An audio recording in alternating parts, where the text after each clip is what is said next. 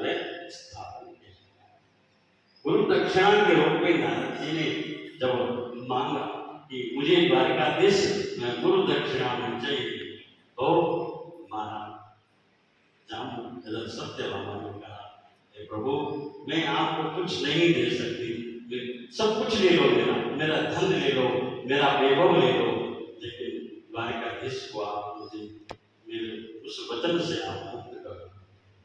नारद जी नाराज होने लगे कि महाराज ऐसा नहीं होता, जो मन इच्छा दक्षिणा होती है वो देनी चाहिए, तभी किसी यजमान का कल्याण होता है। इसलिए मेरी मन इच्छित दक्षिणा दो तभी मैं। भगवान ने जानबूझ के नारद जी को कहा, ये नारद खूब थोड़ी देर परीक्षा है, ये बड़ी आई कि मैं द्वारिकाधीश को अपने वशीभूत कर चुकी हूँ, तो लोग नारायण मेरे वशीभूत हैं, अत्यधिक प्रेम मुझसे करते हैं। अभिमान इसको हो गया था, 16,108 पटरानियों का कितना प्रेम था कम, इसलिए भगवान ने वे अपने भजन को बढ़ाया और तुरंत सारी देवों समाप्त हो गया। लेकिन ठाकुर जी के भजन न हो पाए। कल की कथा आपने सुनी, सारा स्वर्ण एक तरफ रख दिया, सारा वैभव एक तरफ रख दिया, लेकिन जो है यहाँ लेकिन नहीं हो पाए। लेकिन भाव का भूखा हूँ मैं, भाव नहीं सारे, जो भाव से बचता मुझे बहुत से बेड़ा पार।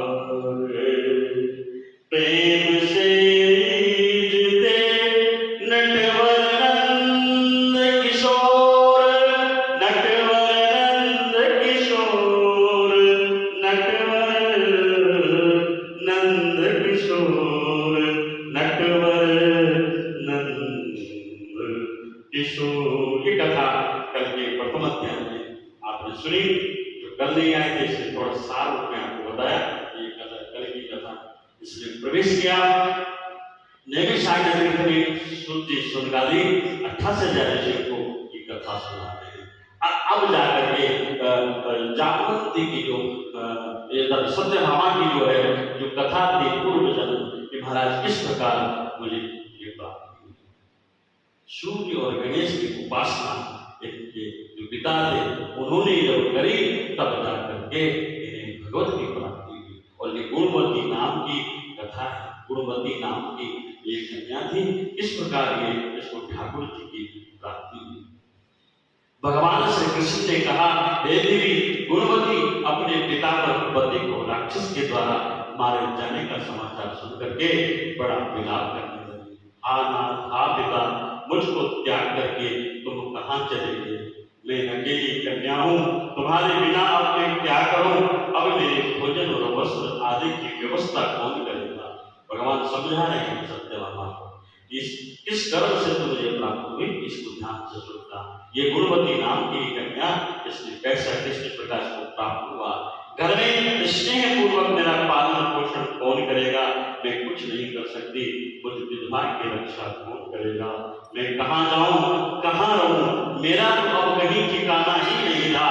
ये गुणवती नाम की जो कन्याएं ये विलाप कर रही है, और कहाँ रहूं, मेरा तो कोई ठिकाना भी नहीं। इस तरह रोती भी विलखती भी गुणवती खाकर पृथ्वी पर गिर पड़ी और मूर्छित होकर के देर तक पड़ी रही। बेहोश हो गई, मूर्छा हो गई। क्योंकि असहाय होता है संसार में, जिसका कोई नहीं उसको पूछो, जिसका कोई पूछने वाला नहीं, जल पूछने वाला नहीं, पानी पूछने वाला नहीं, औषधि देने वाला भी कोई जिसके घर में न बचाओ, उसको उसकी गति को, उसकी मन की व्यथा को उसी को ही पता होता है। वो मूर्छित होकर के बड़ी बेहोश हो गई और पूर्व तक अत्यंत करुणा विलाप करके सोया, शोक सागर में डूब गई। जब कुछ समझे तो उसे ध्यान आया कि मेरे पिता तथा पति की मृत्यु के पश्चात उनकी क्रिया करनी चाहिए, जिससे उनकी गति हो सके। क्योंकि वाकई में जब व्यक्ति संसार से जाता है तब तक तो उसके कई नियम पालन हो जाते हैं। संसारिक सुख भोग वो सब यही धरा के धरा पर रह जाता है। लेकिन व्यक्ति ये आज हमें जो पितृ दोष के रूप में ये लगता है कि आखिरी जो व्यक्ति की क्रियाएं होती है, कपाल क्रिया होती है, उसी को हम मान के रखते हैं। यहाँ की साज सज्जा को हम कोई कमी नहीं करते, अपनी फैशन को हम कोई कमी नहीं करते, अपनी हर चीज, हर सुख सुविधाओं में हम अपने आप को व्यस्त कर देते हैं। लेकिन जीव की जब गति आखिरी में होती है, उस कपाल मोचन क्रिया को हम भूल जाते हैं। उस 13 दिन की प्रक्रिया को हम चाहते हैं कि 4 दिन में निपट जाए, 3 दिन में निपट जाए। हैं? कैसा किया जाए? ये आज इस गुणवती को चिंता होने लगी, कोई तो था नहीं, इसलिए ये चिंता करने लगी कि कौन करेगा, क्रिया करनी चाहिए जिससे उनकी गति हो सके। तथा उसने अपने घर की सारी वस्तुएं बेच दी, उसके पास कुछ भी शेष नहीं था।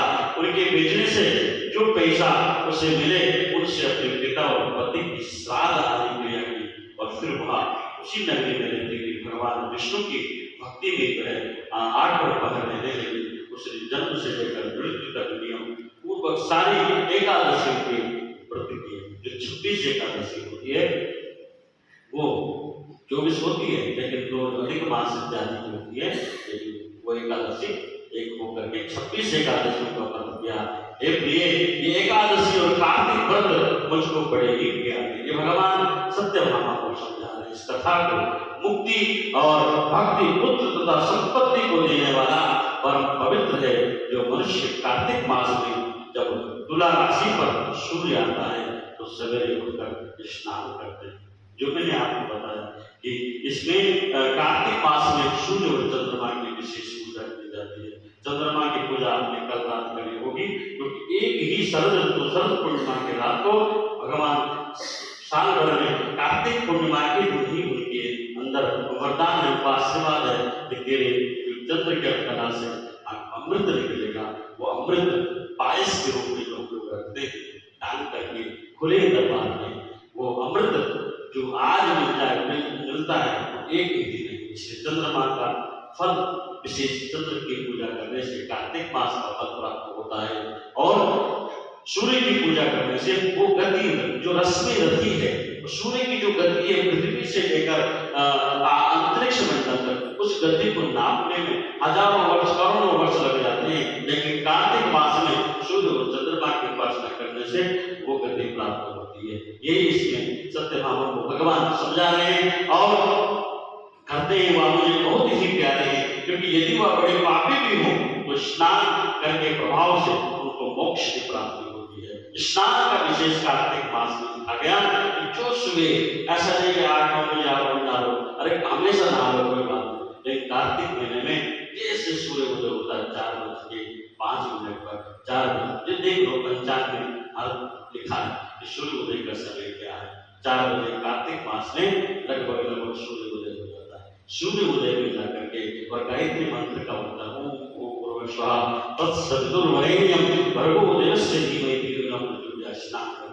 स्नान करके उसमें गंगा जल, आप जरूर नहीं, आप हरिद्वार नहीं जा सकते, पूरे महीने भर जरूरी नहीं कि आप हरिद्वार में रहो, ऐसा नहीं है।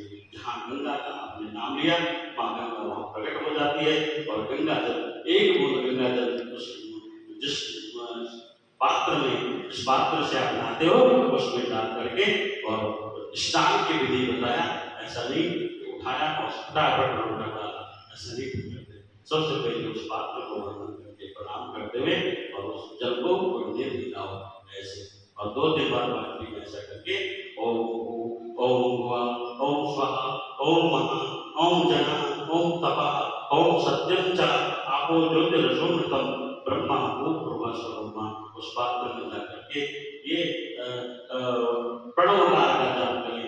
और फिर कहते हैं भगवान कि ये कार्तिक महीना जो है मेरे को सबसे अत्यधिक प्रिय है और उसको मेरी प्राप्ति व्यक्ति को हो जाती है।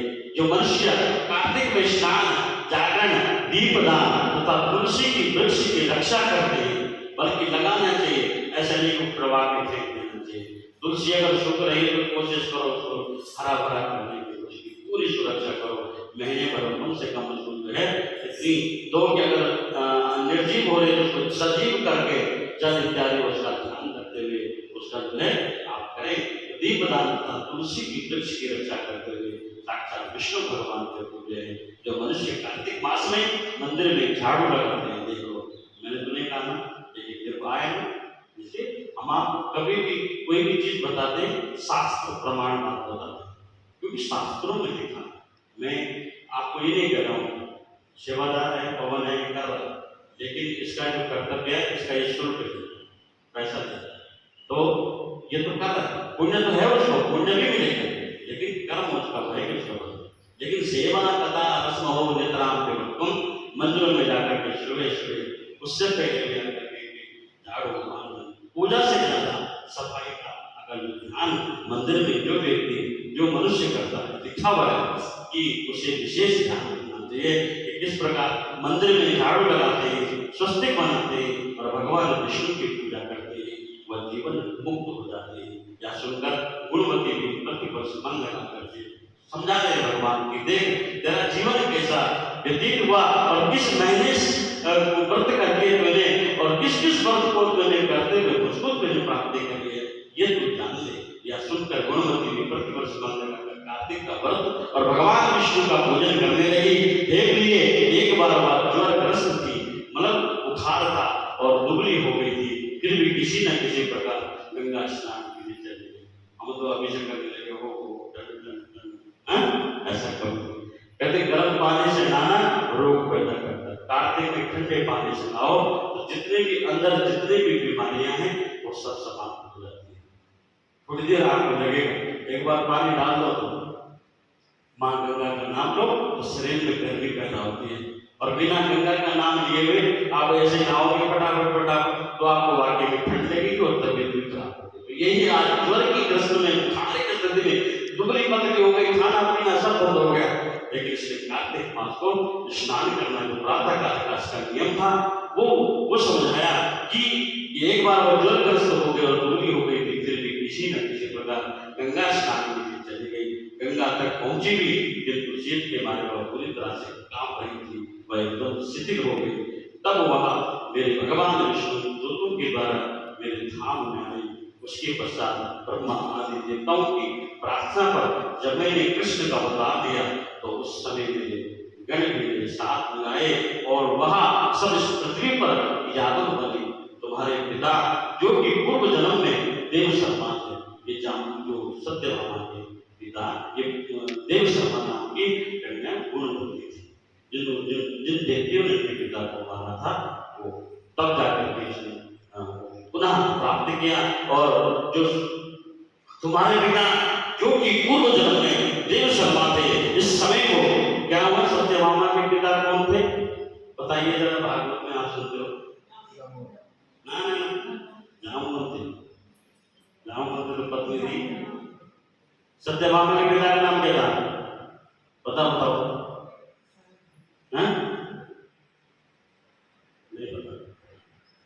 सत्राजित भागा सूर्यो तनयो मतो। क्यों? क्योंकि सूर्य की उपासना उसने पिछले जन्म में करी देव शर्मा ने, अगले जन्म में सूर्य का इतना बड़ा उपासक हुआ सत्राजित, इसको शबंतक मणि सूर्य के द्वारा प्राप्त हुई। यही सत्राजित की कन्या थी सत्यभामा। और सत्यभामा कौन थी? साक्षात पृथ्वी ने सत्यभामा का रूप धारण किया, तब जाकर के भगवान को एक प्राप्त हुई। ये भगवान की 8 प्रकृति में आती है। इसलिए गुणवती ने पिछले जन्म में इसके पिता की गति में विष्णु पिता की गति कराई और तब जाकर के इसके पिता सत्राजित क्यों सूर्य की कार्तिक मास में इसने व्रत किया। ऐसी दुबली अवस्था होने के बाद भी खान पान सब त्याग दिया, फिर भी इसने जो है भगवान का जब मानसिक जाप किया, हे प्रभु हे विष्णु ओम नमो भगवते वासुदेवाय, इस मंत्र को इसने नहीं छोड़ा। हरे राम राम राम हरे हरे, हरे कृष्ण कृष्ण कृष्ण हरे हरे। मैंने बताया कि पुरुषोत्तम मास में जाप करने का वो द्वादशाक्षर मंत्र करने का विशेष महत्व है, और इस कार्तिक मास में केवल हरे कृष्ण कृष्ण कृष्ण हरे हरे, हरे राम राम राम। ये महामंत्र 16 अक्षर का ये महामंत्र है। केवल इसका जाप करने से समस्त पितरों की क्या सूर्य की गति आप सबको प्राप्त होगी। तो तब जाकर के पृथ्वी पर जो है हमारा भगवान कहते हैं कि देख दूतों के द्वारा मेरे धाम में आई। इसके पश्चात ब्रह्मा आदि देवताओं की प्रार्थना पर जब मैंने कृष्ण बता दिया तो उस समय मेरे गण भी मेरे साथ आए और वह सब इस पृथ्वी पर यादव हुए। जितने भी भगवान के पार्षदगण थे वो पूरी टीम भगवान की जो है तो यादव जा करके जो द्वारका में यादव थे वो सब भगवान के पार्षदगण थे। तुम्हारे पिता जो कि पूर्व जन्म में देव शर्मा थे इस समय सतराजित है। पूर्व जन्म में चंद्र शर्मा जो तुम्हारा पति था वह आकू और है और भामिनी तू ही वह गुणवती है। यह कार्तिक व्रत का ही प्रताप है जिससे कि तू मेरी आज अर्धांगिनी बनी है। पूर्व जन्म में तुमने मेरे मंदिर के द्वारे पर तुलसी का पौधा लगाया था। ये विशेष महत्व है। भगवत प्राप्ति करने के लिए तुलसी महारानी नमो नमो, बेकुट तेरा वासा नमो नमो, तेरा दर्शन पाइए नमो नमो। ये एक विशेष तुलसी का महत्व को बताया। अर्धांगिनी तभी बनी जब तुमने तुलसी का पौधा मंदिर के आंगन में रोपा पूर्व जन्म में। और इस समय तेरे महलों के आंगन में कल्प वृक्ष रूप में मैं खड़ा हूं। देख ये तेरे पुण्य प्रताप है। ये तेरे तुलसी का पौधा और सेवा कल्प वृक्ष को तुमने मेरे आंगन में मेरे ही रूप में उसको खड़ा किया। तुमने जो उस जन्म में दीप दान किया था इसका कारण तुम्हारा ये देह सुंदर है। 16,108 में सबसे अगर सुंदर शरीर था तो रुक्मणी का और सत्यभामा इतनी सुंदर थी कि क्या बता। इसलिए भगवान सबसे ज्यादा अगर प्रेम करते थे 16,108 में तो सर्वप्रथम थे रुक्मणी और दूसरे नंबर पर अगर प्रेम करते थे तो वो कौन थी? सत्यभामा। क्यों? सुंदर शरीर पूरा अच्छा जो बनावटी शरीर था ऐसा सत्यभामा का था कि बिल्कुल सारे देवता भी तरसते थे। महाराज वहां द्वारकाधीश की जो पत्नी है कितनी सुंदर है और ऐसे कल्प दीप दान किया था इसके कारण तुम्हारे लिए सुंदर है। तुम्हारे शरीर में शोभा है और घर में साक्षात लक्ष्मी निवास करती है। तुमने चूंकि पूर्व जन्म में अपने समस्त व्रतों का फल पति स्वरूप विष्णु को अर्पण कर दिया था। इसलिए जितना भी व्रत किया भगवान को अर्पण किया। जो भी चीज आप करते हो ये सुबह शाम की पूजा ये आखिरी में भगवान नारायण वस्तु नारायण समर्पण वस्तु त्वदीय वस्तु गोविंदम तुभ्यमेव समर्पयामि। जो सुबह सायकाल की और सायकाल आप सोते हो तो भगवान की जो पूजा व्रत दान जो आपने किया वो भगवान को समर्पित कर देना है। वो भगवान को साक्षात पहुंच जाता है। ये कहने का तात्पर्य सत्यभामा को समझा रही विष्णु के अर्पण कर दिया था। उसी के प्रभाव से इस समय मेरी प्रिय भामिनी हुई हो। पूर्व जन्म में आजीवन तुमने जो नियम के कार्तिक मास का व्रत किया था उसका यह प्रभाव है कि मेरा और तुम्हारा कभी वियोग नहीं होगा। इस प्रकार जो कोई कार्तिक मास के व्रत आदि करते हैं वह मुझे तुम्हारे ही समान प्यारे हैं। और लोग जो दूसरे जब तब यज्ञ दान आदि करते हैं कार्तिक मास में किए गए व्रत के सामने उनका फल बहुत थोड़ा होता है। कहते अगर और मासों में अगर कुछ आपने कर भी दिया डेली जो आप क्रियाएं दान करते हो कहते कार्तिक मास में किया गया जो दान है कार्तिक मास में जो दिया व्रत का समर्पण है भगवान को वो सबसे अधिक फल है। और दिनों से भी सबसे ज्यादा दुगुना फल कार्तिक मास में होता है। यानी कार्तिक मास के व्रतों का 16वां भाग भी 16वां भाग नहीं है। इस तरह से सत्यभामा भगवान श्री कृष्णचंद्र जी महाराज से पूर्व जन्म के पुण्य का प्रभाव सुन करके अति प्रसन्न हुई है। और उसके बाद ये जल की उत्पत्ति कैसी हुई ये कथा हम कल सुनेंगे। श्रीमन नारायण नारायण नारायण श्रीमन नारायण श्रीमन नारायण श्रीमन नारायण नारायण श्रीमन